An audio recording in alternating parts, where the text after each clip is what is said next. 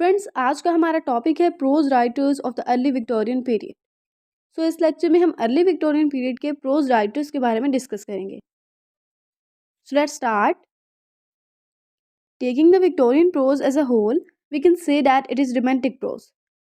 अगर हम पूरे विक्टोरियन प्रोज को देखें तो हम ये कह सकते हैं कि वो रोमांटिक प्रोज है। अब विक्टोरियन प्रोज को रोमांटिक प्रोज क्यों कहा जाता है? उसको इसलिए कहा जाता है because though romanticism give a new direction to English poetry between 1780 to 1830।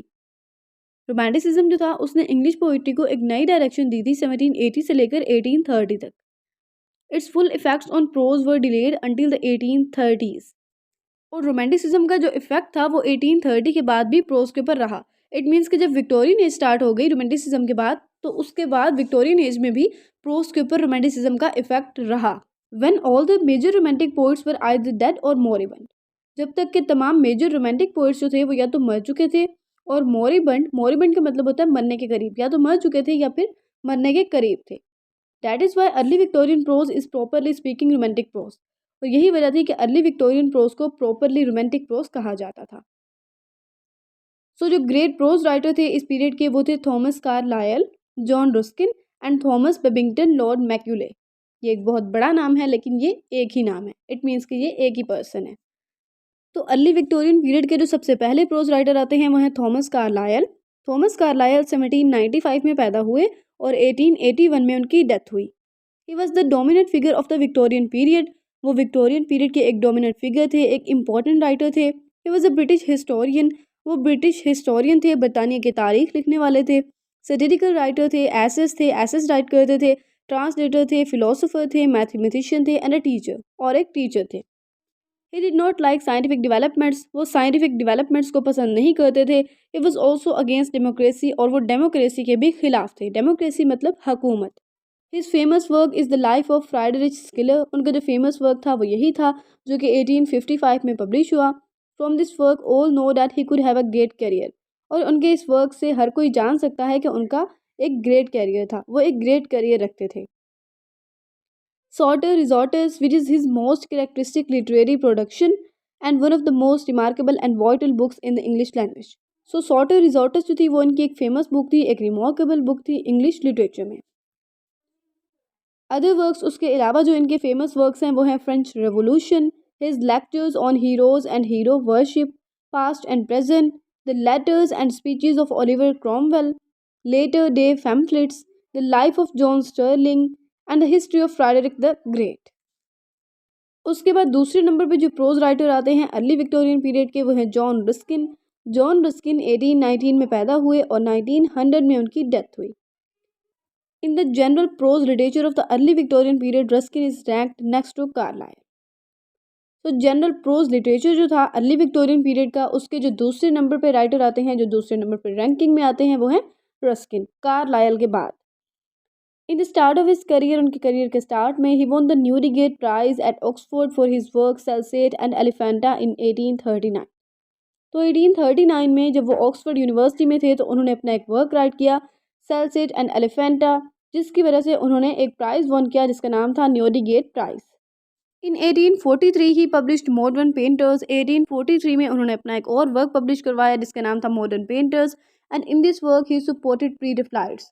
और उन्होंने इस वर्क के अंदर प्री रिफ्लाइट्स को सपोर्ट किया, जो कि पोइट्स का एक ग्रुप था जो कि लेटर विक्टोरियन पीरियड में आए थे। He also wrote the Seven Lamps of Architecture, the Songs of Phineas, and the Two Paths. And in all these works we found art and architecture. उसके अलावा उन्होंने अपने ये तीन वर्क्स ऐड किए और इन तीनों वर्क्स के अंदर हम आर्ट और आर्किटेक्चर को फाउंड कर सकते हैं। So the year 1860 when Ruskin published Unto This Last marks a great change in him. तो 1860 के अंदर रस्किन ने अपना एक और वर्क पब्लिश करवाया जिसका नाम था Unto This Last marks a great change in him. इस वर्क की वजह से रस्किन ने खुद को बहुत ज़्यादा चेंज किया, उनके अंदर बहुत ज़्यादा चेंजिंग्स आई। तो वो चेंजिंग्स क्या थी?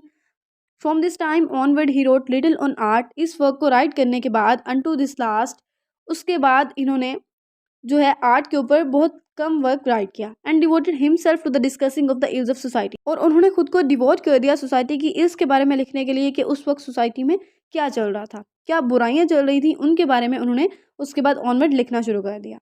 In his later books Sesame and Lilies, The Crown of Wild Olive, Ruskin showed himself as a popular educator, clear in argument in these works. तो उन्होंने अपनी later books Sesame and Lilies and the Crown of Wild Olive, इन दोनों books में उन्होंने खुद को as a popular educator और क्लियर इन आर्ग्यूमेंट शो किया. His last work an autobiography called Praeterita, उनकी जो लास्ट वर्क था वो एक ऑटोबायोग्राफी थी जिसका नाम था Praeterita, is full of interesting reminiscence. Reminiscence का मतलब होता है यादें या फिर मेमोरीज, यानी कि दिलचस्प यादों से भरा हुआ था. उसके बाद जो प्रोज राइटर आते हैं अर्ली विक्टोरियन पीरियड के, वो हैं Thomas Babington Lord Macaulay. Thomas Babington Lord Macaulay 1800 में पैदा हुए और 1859 में इनकी डेथ हो गई. तो Carlyle and Ruskin are now considered to be the great prose writers of the Victorian period. जिस तरह कार्लाइल और रस्किन को अब तक जो है ग्रेट प्रोज राइटर कहा जाता है विक्टोरियन पीरियड का, but contemporary opinion give the first place to Macaulay. लेकिन कंटेम्प्रेरी ओपिनियन के मुताबिक, कंटेम्प्रेरी पीरियड के जो लोग थे उनकी ओपिनियन के मुताबिक मैक्यूले को फर्स्ट प्लेस दी गई थी. उनको अर्ली विक्टोरियन पीरियड का ग्रेट प्रोज राइटर कहा गया था. Who in popularity for exceeded both of them, और उनको इन दोनों से ज़्यादा पॉपुलैरिटी हासिल थी. ही वॉज अ वोरिशियस रीडर, उनके एक वोरिशियस रीडर मतलब ग्रीडी रीडर जिनको रीडिंग करने का बहुत ज़्यादा शौक हो. And he remembered everything he read, और वो जो भी पढ़ते थे उनको वो याद रहता था. He could repeat from memory all the 12 books of paradise lost. और जॉन मिल्टन का एक वर्क था पैराडाइज लॉस्ट जिनकी 12 बुक्स थी और उन्होंने ये पूरी 12 बुक्स याद की थी. और उनको ये बुक्स इतनी अच्छे से याद थी कि वो किसी को भी किसी भी वक्त ये बुक्स जो हैं वो सुना सकते थे. At the age of 25 he wrote his essay on poetry in general. तो 25 ईयर्स की एज में उन्होंने पोइट्री के ऊपर एसेज राइट किए. And on Milton as a poet, और एज अ पोइट मिल्टन के ऊपर भी एसेज राइट किए. Which brought him immediate popularity, जिसकी वजह से उन्हें बहुत ज़्यादा पॉपुलैरिटी मिली. It is said that any person who was educated of that age he read any of his work. और ये भी कहा जाता है कि कोई भी शख्स जो उस टाइम पीरियड पे जो पढ़ा लिखा था वो उनके वर्क्स को पढ़ सकता था. Besides biographical and critical essays which won for him great fame and popularity, तो बायोग्राफिकल और क्रिटिकल एसेज के अलावा जिनकी वजह से उन्हें बहुत ज़्यादा फेम मिला, बहुत ज़्यादा पॉपुलैरिटी मिली, Macaulay also wrote historical essays. तो मैक्यूले ने हिस्टोरिकल एसेज भी राइट किए. During the 1840s Macaulay undertook his most famous work.